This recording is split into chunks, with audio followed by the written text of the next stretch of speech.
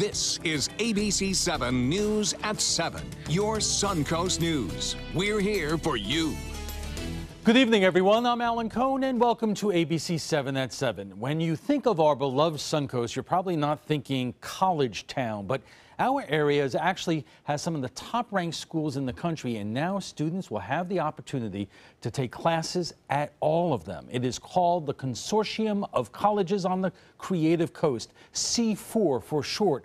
Many are referring it to simply as the Multiversity Project. It is a first of its kind effort in our area. This falls in the first test of the program, which allows students to go to one college to register at classes at others. Curious how it works? We'll have much more on this coming up. But first, let's take a look at the top 7 stories topping our news. A fire at a mosque on Florida's East Coast is making headlines across the country tonight. It was the same mosque the gunman behind the Pulse nightclub shooting in Orlando once attended. Surveillance video shows 2 men approaching the Islamic Center of Fort Pierce moments before a fire breaks out. Deputies are investigating the case as a hate crime. Meanwhile, the incident is putting the Islamic Center of Sarasota and Bradenton on alert. The mosque is utilizing surveillance cameras as well as having deputies patrol the grounds. Leaders want to make it clear the Orlando gunman does not represent their religion. We are doing the best we can, and Muslim people, like I said, they are peaceful people, regardless of act of individual. That individual doesn't represent Islam. Last year, the local Islamic Society went through active shooter training. A father accused of covering a murder his son is accused of committing has now been sentenced to prison himself. James Kane will serve just over 34 months for lying to police by trying to cover up his son's actions. Investigators say his son Robert shot and killed his sister's ex-boyfriend. James is accused of helping stage the crime scene. Surveillance video shows a gun was placed in the victim's hand. I realize that it's not my fault, but I take responsibility for my family. That's what a dad does, I guess. I acted as a guardian to my child. James Kane will get credit for the 5 months he has already served. His son's murder trial is set for next April. Manatee Sheriff's deputies are looking for a woman who may have information about a deadly shooting. Deputies say Sharon Johnson is not a suspect, but may have witnessed the shooting early yesterday morning. Deputies say they found Ernestine Gardner in the front yard of a home on 10th Street East. She later died at Blake Medical Center. Witnesses say they overheard an argument before the shooting, but no arrests have been made. If you have any information about Johnson's whereabouts or the shooting, call Crime Stoppers in Manatee County at 866-634-TIPS. Her baby died a brutal death, and she was partly responsible. Now the mother of Chance Walsh is dead, and it appears she took her own life. Kristen Bury was found unconscious in her jail cell Saturday morning. She was taken to Sarasota Memorial, where she was pronounced dead. Bury was serving a 25-year sentence for her role in the murder of her 9-week-old son, Chance. She was scheduled to testify against Chance's father, Joseph, whose murder trial is set for November. Now to Venice, where the Army Corps of Engineers says major work needs to be done on the city's sewer system. The Corps says the sewer lift station at Venice's jetties must be moved. Initially, the Corps said Anita Sandcastle concession station would also have to be shut down, but after negotiating, the Corps will now allow the building to remain in place as long as the city replaces the current underground utility pipes. So it'll be a single pipe that'll go from here to probably down near where the crow's nest is. Problems for the concession stand. The lease on the building is coming up, and Venice is required by law to look for new vendors, although Anita Sandcastle can reapply. Venice residents, your city leaders are about to vote whether to raise property taxes for the first time in nearly a dozen years. The City Council tomorrow will decide whether or not to raise Venice's millage rate. Homeowners would have to pay $50 more per $100,000 of value of their home. If passed, it could bring in more than $1.5 million for the city annually. Florida Power and Light is set to launch a new project in Venice to protect power lines from severe weather. Starting next week, FPL crews will harden power poles along the Calle de Toro from Seaboard Avenue to Grove Street. Existing poles will be replaced with hardened ones to be able to better withstand high winds. The project is expected to take 6 to 8 weeks and could cause traffic delays for the area. Bob, I actually saw them being taken down I-75 today. I was like, what are those? Now Big ones, yeah, absolutely. And that's great news, too, as far as the storm goes. You know, a lot of the troubles that occur with a hurricane or a tropical system that moves through is the power outages. That kind of starts the ball rolling as far as all the problems are concerned. So good sign there. The good news is that we also have a tropical system that's not going to produce big winds. We'll talk about that in a bit. Right now, this tropical low is just to the southeast of Florida. You would think this time of year that we'd have a lot of activity and some big storms around in terms of tropics, but not this one. Only a 10% chance developing. It's not a big windstorm. It could bring some very heavy rainfall. It already has today, increasing our moisture availability for these storms in the afternoon and evening. Did so earlier today, and looks like we'll see that through this week. You can see those storms now have cleared, though. That's a good sign, and that's associated with the daytime heating, which got up to 93 today, and that also aided in the storm development. We had over 1.5 inches reported in Venice. Just some light rain lingering across Northport, Inglewood, and near Venice and Osprey. Elsewhere, bigger storms well east of us. We'll have to keep an eye on those. They may have a chance to make it all the way over to the west coast later on tonight. Currently, we have some clouds. The temperature has cooled from that 93-degree reading, and the dew point is at 73 now. And winds are out of the east at 9. The pressure has actually been falling at 29.94 inches. It's been falling about a millibar every hour or so. Temperatures will stay into the upper 70s by 11. We'll keep that slight chance for a few passing showers in the mix up until about 1, 2 o'clock in the morning. You can see from the water vapor loop, last week it was all the dry air that you see over New Orleans. Well, now we have all the moist air over much of the state, and that's going to enhance our rain chances as this area of low pressure tracks right across the state. And that's also a good sign, Alan. Once the center gets over land, it doesn't have a chance to develop, so it won't be strengthening. All right. Thanks a lot, Bob. And still to come, expanding course options for Suncoast College students. A new consortium of colleges is offering the opportunity for cross-registration. We'll have an update on how the pilot program is working when we come back.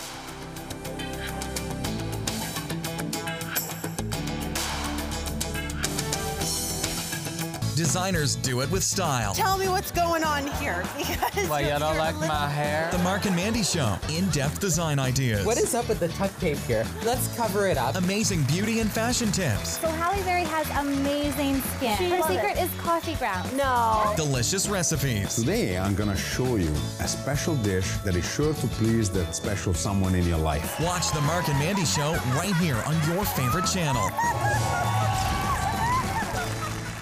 ABC7, your Suncoast News. We're here for you weeknights at 5.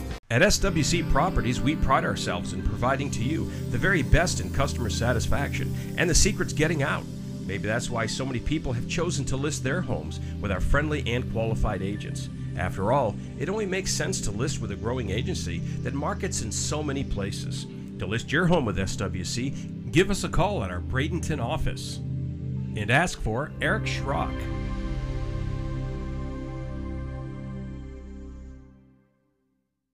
Attention, this is an important message for anyone who has taken Xarelto or Pradaxa. If you or a loved one took the blood thinner medication Xarelto or Pradaxa and was then hospitalized for internal bleeding, you may be entitled to significant compensation. Xarelto and Pradaxa have been linked to serious, even fatal internal bleeding. If you suffered a stroke, heart attack, or serious internal bleeding, or if a loved one died after taking Xarelto or Pradaxa, call us now. Our network of attorneys have years of experience fighting the big pharmaceutical companies and is ready to fight for you. Potential claims are being reviewed for users of Xarelto or Pradaxa who have suffered severe bleeding or hemorrhaging, stroke, or even death.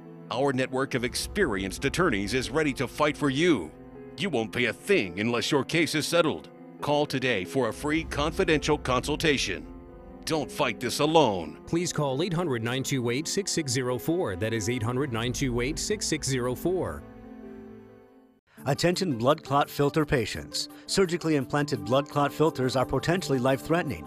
Some filters are prone to breaking, resulting in pieces of the filter moving through the body and causing internal bleeding. If you had surgery to implant a blood clot filter, you may be entitled to a cash award, even if you haven't suffered side effects yet. Call the Gold Shield Group now, 888-747-5291, to see if you qualify for a cash award, 888-747-5291.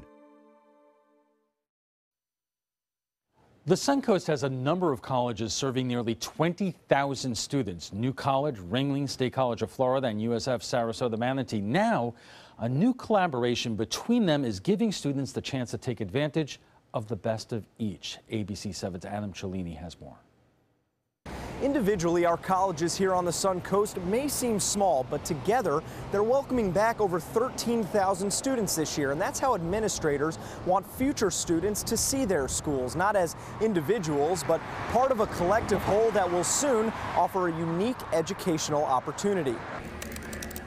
Danny Pritchard is a New College sophomore quietly pursuing a career in film, but this semester she'll study under the microscope of 5 area colleges as part of their cross-registration experiment. I actually got a letter from State College saying that, hey, you're a student here now, which was really funny. I do feel like I'm a student at 2 different colleges now. Ringling College, USF Sarasota Manatee, New College, State College of Florida, and Eckerd College in St. Pete have come together to form the Consortium of Colleges on the Creative Coast, or C4 for short. This fall will be the first time all schools get involved for a cross-registration pilot program. Nearly 30 students have signed up to take 1 class at a second college. Going slow, making sure that, that everything is wired properly is much more important than simply opening the floodgates and hoping for the best. C4's goal is to make the Suncoast a college destination. Art students at Ringling can study business at USF, or marine biology majors from Eckerd can take Japanese history at New College. There's strength in numbers, and so collectively, we have way more degrees and faculty than any of us have on our own. Pritchard will utilize a film class at State College, a career epiphany she didn't have until after her first year. I really want to do filmmaking, but New College doesn't have a film program. In fact, nearly 2/3 of this year's pilot group are New College students. We're the smallest institution within the C4, so it's no surprise that our students are really eager to get other opportunities and take advantage of those at the other institutions. One necessary guideline of cross-registration, according to organizers, is that no money changes hands between the schools. Students need only pay their home school's tuition. Therefore, places like Eckerd and Ringling colleges with the highest tuitions will offer classes at a substantial discount compared to their full-time students. But Ringling President Larry Thompson says it's for the greater good. But it's all about the learning.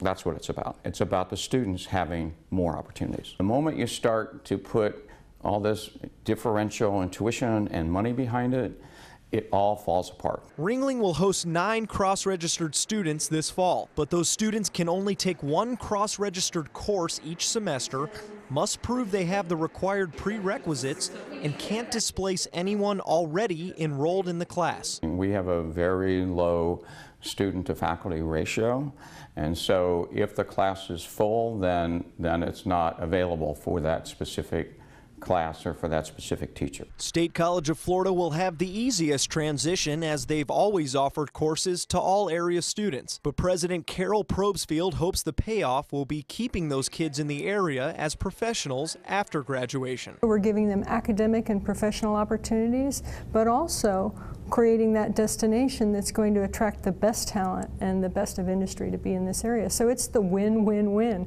for the colleges, for the students, and for our community and businesses. And although it's still a pilot, Pritchard is already planning to make cross-registration a staple in the rest of her degree. I'm definitely going to try to do it every semester. Hopefully, I'm hoping that I'll be able to take more than 1 eventually. And these schools won't just be looking to their students for feedback. Several administrators say that building relationships between faculty members across institutions will be vital for cross-registration to work. Their hope is that by understanding one another's curriculum, it will make it easier and faster for future students to sign up for those classes.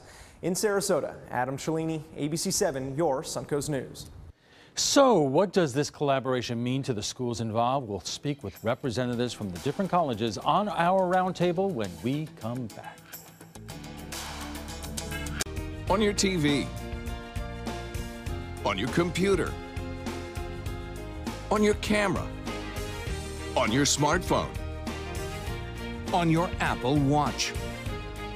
And now you can get ABC7, your Suncoast News on Roku. Just go to mysuncoast.com and click on the mobile tab for a list of fast and free downloads that deliver ABC7, your Suncoast News on the go. Hi, I'm Dylan Radigan. The world is brimming with possibilities. That keeps me busy. My latest invention may be able to feed and sustain communities around the world. My team and I are always on the go, meeting new people and seeing new places. I produce films that I really care about. It's an honor to speak to audiences around the world. When people come together, meaningful work gets done. How do I do all this? Well, that part's easy. Hotelplanner.com.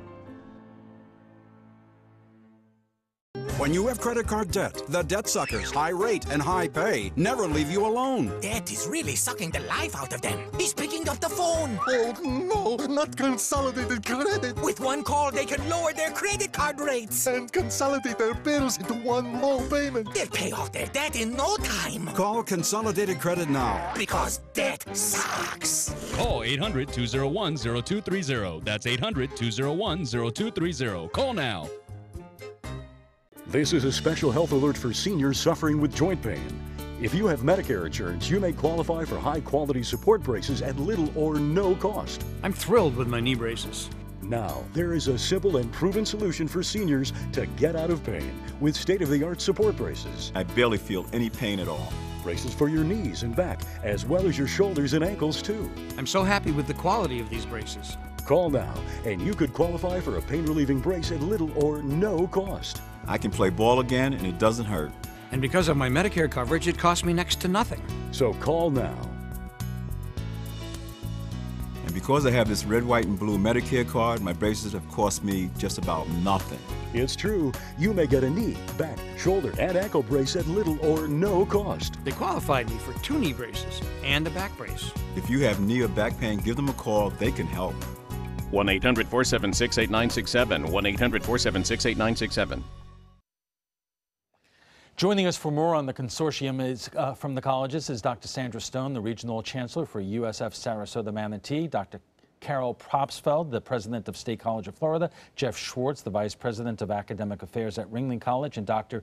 Don O'Shea, President of New College of Florida. And, you know, I'm just thinking about, you know, if you're thinking about colleges and universities, how do you get this all in one shirt or sweatshirt? Good design.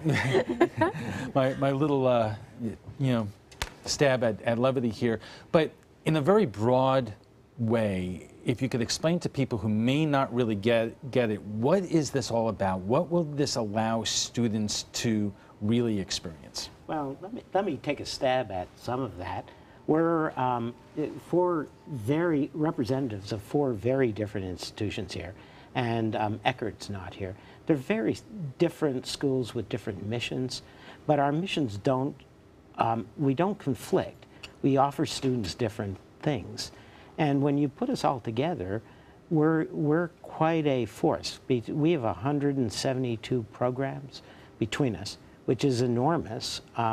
And it just opens up a world of possibilities for students. You know, it occurs to me, because I have a daughter who's in college right now and the son who will be going to college next year, when you look for the right college, and many times your kid does know what they're looking for in terms of their major, but they have a broad array of interests that not every one institution has courses to offer for. And is this really a way to offer an education on a regional basis and not just pigeonhole these kids into one school?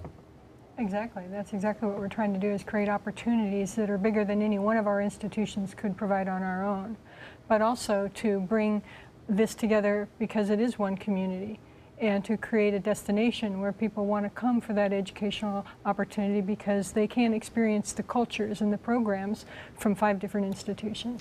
Now, the obvious question is, has this been done before? And I was saying to some of you before we started a broadcast, I used to work in Western Massachusetts, where you had Amherst College, UMass, Smith College, Hampshire College, and even and I'm sorry, and I'm going to get into trouble for missing Mount Holyoke, but they've been doing this for decades now. Is this the same concept?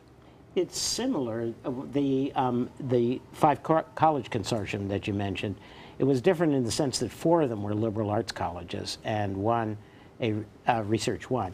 What we've got here are 5 very different institutions. We have a liberal arts college, we've got a high-end arts and technical college, we've got a former community college, open enrollment, very high quality, 4-year program, and we've got a regional comprehensive. They're very different types of institutions, and so it's different that way, but it's the same idea. Dr. Stone, the thought occurs to me is, how do you market this? I mean, is it important to find a way to market this not only around Florida, but around the country? I think that's what we're struggling with too, is how to brand ourselves as a consortium so that we can get the message across, and how we make it clear to people what the opportunities are and why it would be a good idea to come here and be able to experience what all of us have to offer. So I think we're, our communication and marketing people are working on that right now. And but I think for students it's exciting to just be able to say you can supplement what your primary degree area is with some things that complement that from other different institutions. So Ringling art students can come to our institution and take a business class, for example. Why don't we take a quick break? We'll have more to discuss, but we need to take a quick break, and when we come back, we'll have a check on our weather. A message from the Pulaski Law Firm. You started there right out of high school, learned your trade and did it well. And the asbestos you handled, well, that was just part of the job. If you worked in the trades and were diagnosed with mesothelioma, get the best care available, then call us. You may be entitled to financial compensation without ever going to court. Call 800-236-4994. And see how we can help. Mesothelioma, don't fight it alone.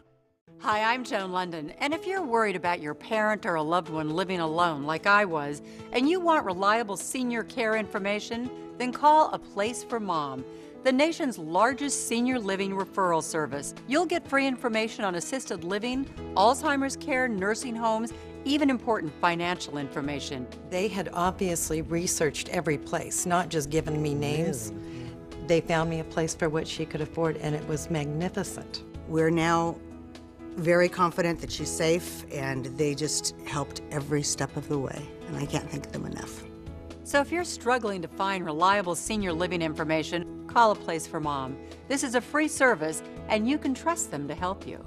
Call right now to get your free Senior Care Compass ebook. Find out about the 5 best-kept secrets on financing senior care and assisted living. Call now, 800-290-0352. 800-290-0352. Whether you're a homeowner looking for a professional installation or a contractor looking for top quality products, Sarasota Glass and Mirror can meet your every need. For 42 years, Sarasota Glass and Mirror has been the area's premier supplier and installer of quality glass products for your home or business. As an authorized PGT WinGuard dealer, we know how to protect your home with everything from the PGT WinGuard impact-resistant windows and doors to shower enclosures and decorative mirrors. The Sarasota Glass and Mirror team has the knowledge to tackle any project. The official salon of ABC7.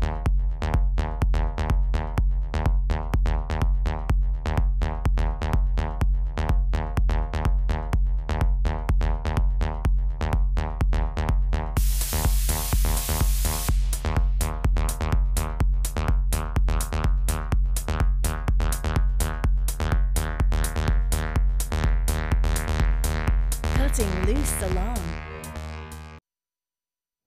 Our roundtable continues in just a moment, but let's just check on our weather with ABC7 Chief Meteorologist Bob Harrigan. Bob. Thanks, Alan. I'll tell you, we had some showers and storms move through, producing some locally heavy rainfall at times. That is now coming to an end. We still have some light rain lingering out there. Our rain chances will be staying high, it looks like, over the next several days as a result of a tropical system which is moving through. You can see a nice sunset getting ready to occur with our tower cam there from KC Key. Titan radar picture showing a little bit of rotation here down near the Bahamas, just south of Freeport. An area of low pressure. The Hurricane Center is monitoring this now for the possibility of development, but there's not much. It's only about 10% chance of developing. But what it will do, it will move across the state on Tuesday, and it will enhance our rain chances.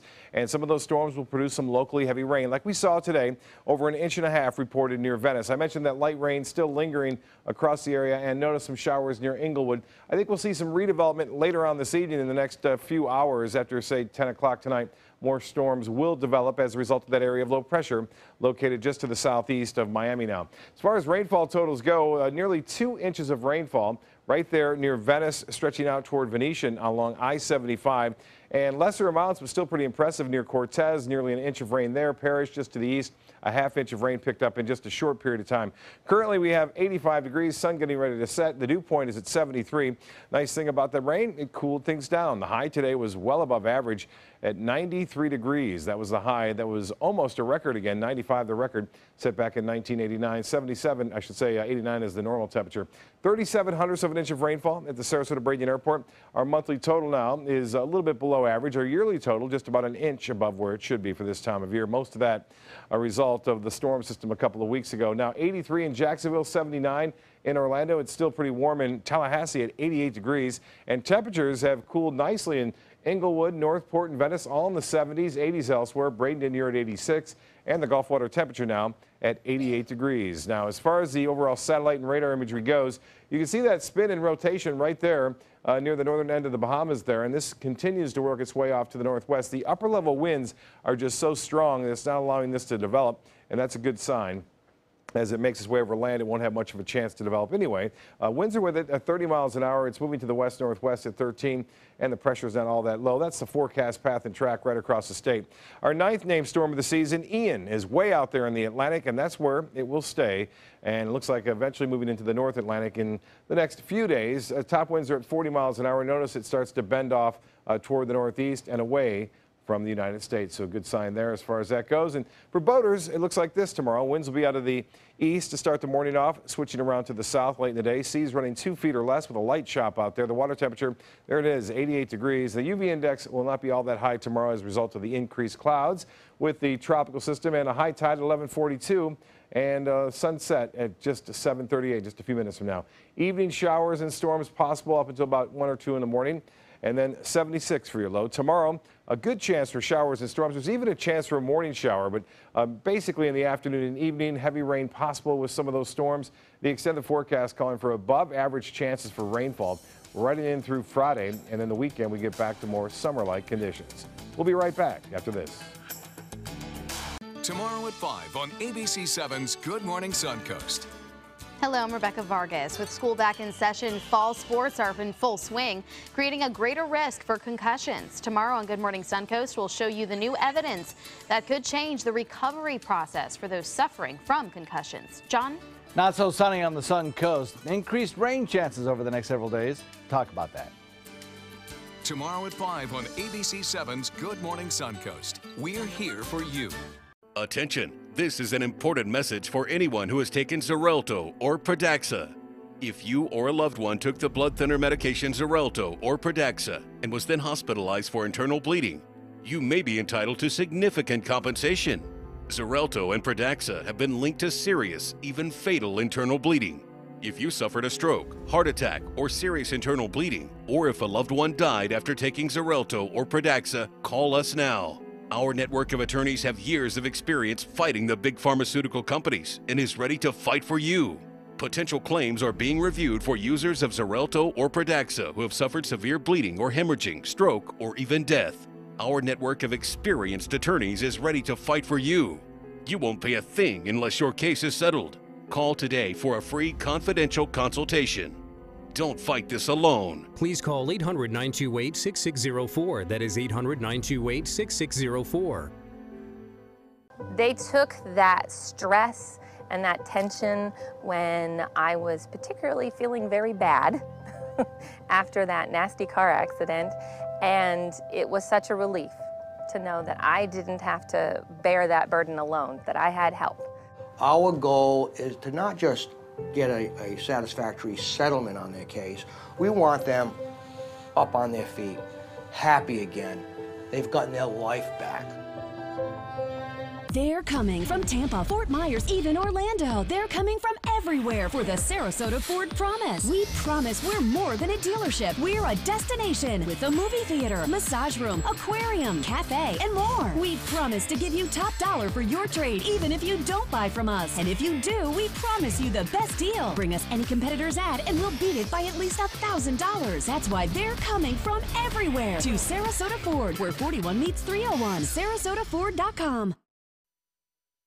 If you're just joining us, we're discussing the Consortium of Colleges with Dr. Sandra Stone, the Regional Chancellor for USF Sarasota Manatee, Dr. Carol Probstfeld, the President of State College of Florida, Jeff Schwartz, Vice President of Academic Affairs at Ringling College, and Dr. Don O'Shea, President of New College of Florida.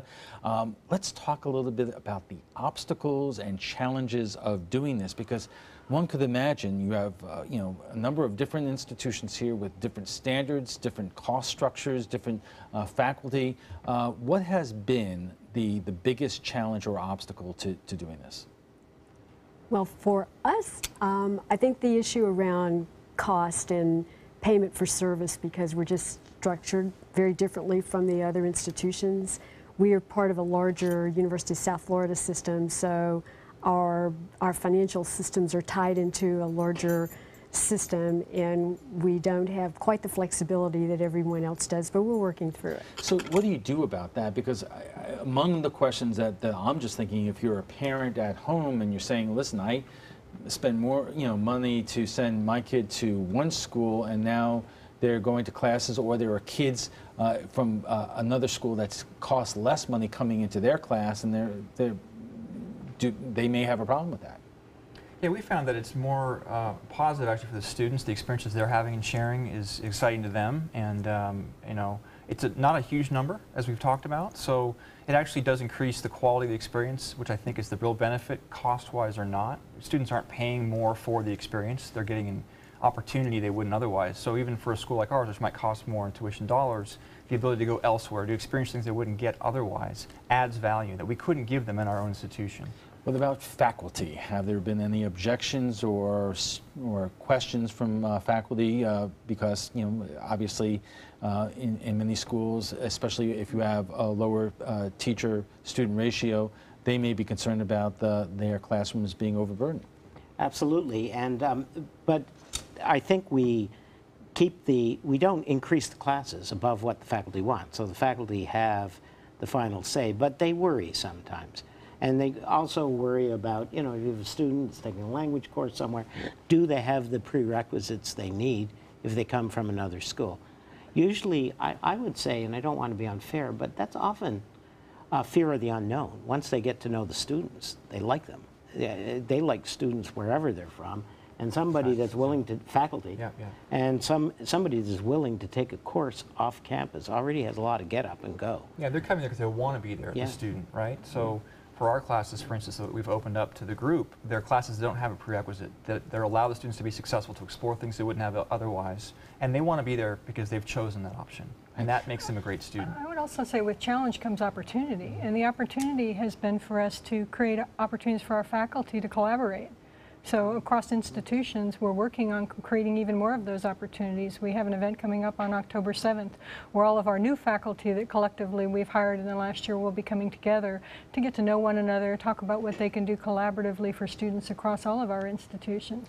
What about when it comes to academic rigor? Because obviously some schools are more rigorous, require better test scores and GPA to get into. And now you're kind of mixing the pot, and so if you have students who are coming from another institution that may be a little less rigorous, or is there any concern about either, whether it's from faculty or the administration, about those students' ability to be successful in those courses? I think we decided in our discussion about how we're going to handle this cross-registration is that it's home court rule. So you have to meet the requirements to get into that class, and you have to compete at the same level as anybody else in that class. So they have to have met the prerequisites. If there are assigned prerequisites for a course, the student will have had to meet those before they're able to take that particular course So they should be pretty much on the same level. I also think that the variation in students in a particular school is huge. So while the mean might be somewhere else, there's so much internal variability that you don't really notice it from one to the other. It's the student's motivation. Here's another logistical type question. You're dealing with campuses as far south as Sarasota and Manatee and going all the way up to St. Pete. What has been put into making it, kids being able to, who go to Sarasota to get up to St. Pete or vice versa? How is that being handled, or are students basically on their own? They're on their own. They're on their own. But we've had a discussion as recently as our summit that we had earlier in August. The transportation is something we want to figure out how to solve. How do we create a loop of transportation so students have this access back and forth across these institutions? And while the public transportation system is great, it doesn't necessarily just serve our institutions. So to make it real viable for students, we need to figure that part out. I think Go ahead. I think also, you use the example of St. Pete, which is Eckerd. That's the outlier. The rest of us are within 2.5 miles of one another. We're neighbors in many cases. So that's easier. And then the stuff that we do with Eckerd, we have a student up there taking Japanese. We've got a student down here from there taking Chinese. That's the sort of thing they can work out. They can do some of that. They can do some of that with organized sort of classes after class. So. Right. What about on a social basis? Is there an attempt to create an environment where this is a large academic community, or are students likely just if you go to Eckerd or you go to USF or a new college, that you're still going to be in your own environment, or are you going to market this to kids as a way of really branching up beyond just your campus? We've been working to expand that so it really is a collective group of students. As we said, over 13,000 students collectively. So the Ringley Underground at the Ringley Museum is an event we had was held last week, where students were invited, kind of a welcome back, so that they can begin to recognize each other, know where they are in school, maybe each other in classes, and begin to build a bigger community, which is a big value for all of us, faculty as well, students as well. Destination, not just one school, but this huge group of opportunity that everybody benefits from. Yeah. Have there been any hurdles with the state in terms of when the state sees a number of different colleges and universities do this, in terms of any kind of concern or in the world of accreditation? I mean, is that a factor that you've had to explain or prepare for? Well, accreditation, the class is for credit. The institution has to decide that it will take that credit. So it's much like study abroad, which is, so that's how we handle that. It's not the consortium taking classes, teaching classes. So that would be tougher to accredit the whole consortium. But each of the institutions is separately accredited, and we want it to remain that way. Each student enrolls in the school they're attending for that class, and the credit's issued by that school and goes back to that student's school. So is this being attempted anyplace else in Florida? This model similar to ours, I don't believe it is. Because I'm wondering if the natural progression of this would be, in maybe even a limited way, to not only have a consortium of schools in a geographic regional area, but to offer things like this, if there's a school in Miami or Tallahassee or Orlando, to expand it out that way. And is that what people in the higher education are thinking about at this stage? I think it's important that we're close, and that so much of the classes we have are face-to-face. That's all of our schools. Proximity is an asset for the group, as you're saying, for certain. Yeah. Right now, we're still piloting a lot of this. It's new to us, and to make sure these things work out well, and accessibility is a high priority. And I'm sorry, you asked about the state. I think the state likes it when we share services, and I know New College and our campus already have several shared services, like our library and our wellness and counseling center, our police department, and our bookstore. So we have a little bit of a model for that already. What kind of feedback have you gotten from other regions or consortiums around the country that have tried this successfully or not successfully in terms of what to look out for and how to make this work as effectively as possible? I think some of the feedback that I've gotten is really around some of those things that we're doing that are beyond the cross-registration of students. It's about how we share resources in regards to emergency preparedness for disasters, for the storm that we just had a couple of years ago. How can we support each other in that to make sure that we're taking care of our facilities and our students? And so there's a lot of interest in that, how we can mutually support each other from cost savings perspective, sharing knowledge, sharing curriculum. From that perspective, I think that the calls that I've received have been very positive in wanting to know what have we been able to accomplish and what tips could we give them to help them do the same. Okay, let's leave it there for a moment. We'll have final thoughts with our guests in a moment, but when we return, we'll have a full look at our weather forecast. Get ready for the biggest event of the season. Michael's on East Ballroom will be transformed into a frosty fortress of radiance and luxury.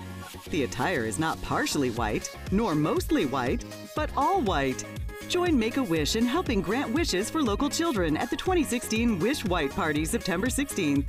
Tickets are on sale now at wishsrq.com. Your support benefits Make-A-Wish Central Northern Florida. Come dance the night away while helping make wishes come true for local children. Hurricane season is here. Are you prepared? ABC7 has the information you need. Access our special Surviving a Hurricane now. Learn how to prepare a readiness plan and survival kit. Know your evacuation route. Be prepared, Suncoast, when severe weather threatens. Access our special on our ABC7 app and all our live streaming platforms. Apple TV, Amazon Fire TV, and A message from the Pulaski Law Firm. For decades, many Americans working in the trades were exposed to environmental hazards without their knowledge. While the dangers of one such airborne threat, asbestos, have long been known, efforts were made to hide the risks from the public. The result? Thousands of cases of asbestos-induced mesothelioma. Those in the trades may have been harmed by hundreds of companies who produced asbestos-laden products. The U.S. Bankruptcy Court has established asbestos trusts with $30 billion in initial funding. You may be entitled to financial compensation without ever going to court. If you or someone you know has been diagnosed with mesothelioma, get the best care available. Then call us. Call 800-279-1837. For nearly 2 decades, we've been fighting for those harmed by asbestos. Act now. Call for a free consultation and see how we can help. Mesothelioma. Don't fight it alone. It's Lincoln's summer sales event here at Alex Karras Lincoln. Drive a brand new 2017 Lincoln MKZ for only $299 per month, or a 2016 Lincoln MKX, Lincoln's premium sports utility vehicle, for $339 per month. We also have a great selection of certified pre-owned vehicles. Drive with the confidence of a 6-year, 100,000-mile comprehensive warranty and complimentary roadside assistance. Alex Karras Lincoln, family owned and operated, and winner of the prestigious 2015 President's Award. We are located 2 miles north of the Sarasota-Bradenton Airport on US 41. Our roundtable discussion continues in a moment, but first, here is a look at our Suncoast weather with ABC7 Chief Meteorologist Bob Harrigan. Bob. Thanks, Alan. I'll tell you what, we just had this photo sent in just a few minutes ago, and appreciate that. This comes from Blair Atkins. Get a look at that, the lightning strike that occurred today at DeSoto Lakes. This wasn't a very big one, I can tell, because typically when the lightning hits a tree, it can sometimes cause it to explode, and branches actually can fall. But this one, you can see, just kind of ripped the bark off it. Right there. Lots of lightning around today. There'll be more throughout this week as a result of a tropical low. Lakewood Ranch webcam showing some showers around earlier today, too, right around 3 o'clock. You can see that rain moving in heavy at times and then it pushed on, making for a nice sunset. We even had a little rainbow there just on the left-hand side of your screen. You can just barely see it. Right there. That occurred at 6 o'clock this evening there at Lakewood Ranch with their webcam. The area of low pressure and concern is off the southeast coast of Florida. We talked about this earlier. It's not going to develop anything significant as far as a windstorm goes, but it will bring some heavier rainfall. And our ground is saturated now because of Hermine a couple of weeks ago. So the rain that falls could cause some problems with some localized street flooding over the course of the next 5 days, I do believe. Now, this area of low pressure will move to the north of us, but still we're going to see this onshore flow, and that will bring plenty of tropical moisture in our way. Right now, light rain still lingering. Rainfall totals were rather impressive across the area.